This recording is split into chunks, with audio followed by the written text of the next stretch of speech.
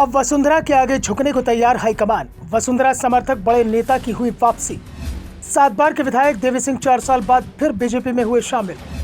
अर्जुन राम मेघवाल का विरोध नहीं आया काम। राजस्थान में पार्टी अध्यक्ष जेपी नड्डा और केंद्रीय गृह मंत्री अमित शाह के साथ वसुंधरा राजे सिंधिया की बैठक ने अब बीजेपी के अंदर की तस्वीरों को बदल दिया है।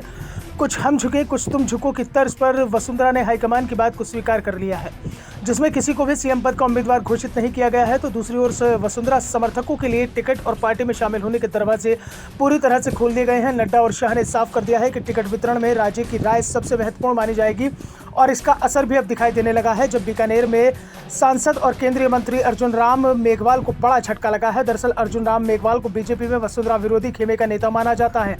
उन्हें चुनाव घोषणा पत्र समिति की कमान सौंपी गई है, लेकिन मेघवाल अब वसुंधरा के आगे कमजोर पड़ते हुए दिखाई दे रहे हैं। मेघवाल के विरोध के बावजूद कोलायत से 7 बार के विधायक पूर्व मंत्री देवी सिंह भाटी की बीजेपी में वापसी हो गई है। देवी सिंह भाटी को वसुंधरा समर्थक माना जाता है और 2019 के लोकसभा चुनाव में जब बीजेपी ने अर्जुन राम मेघवाल को बीकानेर से टिकट दिया था तो भाटी ने उनका खुलकर विरोध किया था। अपनी ही पार्टी के उम्मीदवार को हराने के लिए देवी सिंह भाटी सड़क पर उतर गए थे। इसके बाद उन्हें पार्टी से निष्कासित कर दिया गया था। पिछले करीब 1 साल से वसुंधरा राजे सिंधिया भाटी की बीजेपी में वापसी की कोशिशें कर रही थी। वसुंधरा जब करीब 6 महीने पहले बीकानेर दौरे पर गई थी, जहां उन्होंने कार्यकर्ता से संवाद के नाम पर बड़ी रैली की थी और इस रैली की पूरी जिम्मेदारी देवी सिंह भाटी को सौंपी गई थी। बीजेपी के जिले के नेता इस कार्यक्रम से दूर रहे थे और रैली के मंच से ही देवी सिंह भाटी ने खुद को बीजेपी में शामिल कराने का ऐलान कर दिया था, जिसे लेकर जयपुर बीजेपी में बवाल मच गया था। हाईकमान ने देवी सिंह भाटी के बीजेपी में शामिल होने के दावे को पूरी तरह से खारिज कर दिया था और इसके लिए एक समिति बना दी थी, जिसे जिम्मेदारी सौंपी गई थी कि पार्टी में कौन सा नेता शामिल होगा वो समिति तय करेगी। और सबसे बड़ी बात, इस समिति की कमान अर्जुन राम मेघवाल को सौंप दी गई थी और मेघवाल ने देवी सिंह भाटी के बीजेपी में प्रवेश पर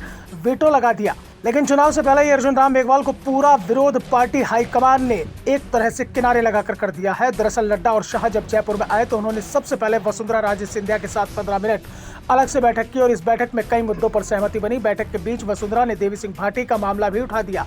दावा किया जा रहा है कि देवी सिंह को बीजेपी में शामिल करने के साथ ही वसुंधरा ने उनका टिकट भी तय करा दिया है और जब इसका असर 24 घंटे बाद ही दिखाई दे गया, जब अर्जुन राम मेघवाल को बता दिया गया कि देवी सिंह भाटी का निष्कासन रद्द कर दिया जा रहा है, उन्हें पार्टी में शामिल किया जा रहा है और यह फैसला हाईकमान के स्तर पर लिया गया है। इसके बाद जयपुर में देवी सिंह भाटी पार्टी के कार्यालय पहुंचे और बीजेपी की सदस्यता ली। सबसे बड़ी बात यह है कि पहले देवी सिंह भाटी को बीजेपी की सदस्यता दिलाने के लिए कोई तैयार नहीं हो रहा था, लेकिन जयपुर में पार्टी के मंच पर तमाम दिग्गज नेताओं के बीच देवी सिंह बीजेपी की सदस्यता ले रहे हैं और उन्हें बीजेपी की सदस्यता बीजेपी के प्रदेश अध्यक्ष सीपी जोशी ने दिलाई।